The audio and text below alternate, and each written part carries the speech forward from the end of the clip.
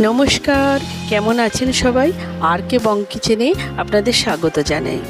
বন্ধুরা, আজকে আমি আমলকি দিয়ে একটি টেস্টি রেসিপি বানাবো। আর এই আমলকি রোগ নিরাময় ও সর্দি কাশি সবেতেই দারুণ কাজে লাগে। তাই চলুন দেখে নিই আজকের আমলকি রেসিপিটা আমি কিভাবে করি। প্রথমে আমি এখানে আমলকি নিয়ে নিয়েছি। এরপর গ্রেটারের সাহায্যে আমি এইভাবে আমলকিগুলোকে কুড়ে নিয়েছি।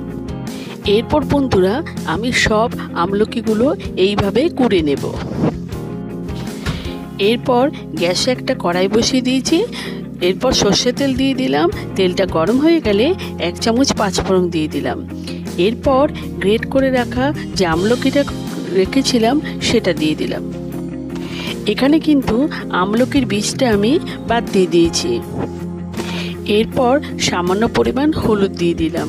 এরপর ভালোভাবে নাড়াচাড়া করে নিলাম।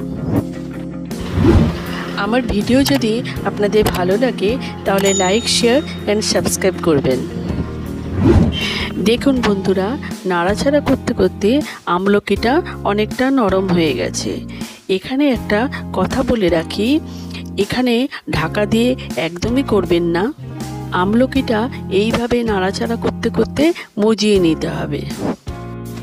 এরপর স্বাদ মতো নুন দিয়ে দিলাম। আবারও নাড়াচাড়া করতে হবে। এরপর গুড়টাকে আমি গুঁড়ো করে রেখেছি সেটা দিয়ে দিলাম। আপনারা এখানে মিষ্টিটা নিজেদের পছন্দ মতো দিয়ে দেবেন। এরপর দেখুন নাড়াচাড়া করতে করতে গুড়টা গলে যাবে। আবারও গ্যাসে কড়াই বসিয়ে দিয়েছি। এরপর আমি প্রথমে গোটা জিরে দিয়ে দিলাম আর দিয়ে দিলাম গোটা ধনে। এরপর দিয়ে দিলাম পাঁচফোড়ন। এখানে একটা কথা বলে রাখি, আমলকিটা যতটা নেবেন সেই অনুযায়ী মশলাগুলো নিয়ে নেবেন। এরপর মশলাগুলো ভালোভাবে ভেজে নিতে হবে।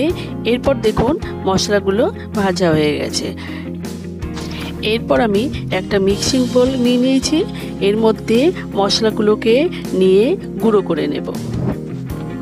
এরপর ভাজা মশলা যেটা গুঁড়ো করে রেখেছি সেটা দিয়ে দিলাম।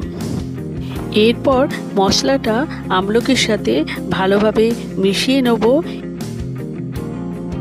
এরপর দিয়ে দিলাম কাসুন্দি। এতে খেতে কিন্তু খুব ভালো লাগে। যেহেতু এর আগে আমি নুন দিয়েছিলাম তাই সামান্য পরিমাণ বিট নুন দিলাম। এরপর আমি কিছুটা পরিমাণ চিলি ফ্লেক্স দিয়ে দিলাম। তাই বন্ধুরা, আমলকির এই রেসিপিটা আপনারা এইভাবে বানিয়ে নেবেন।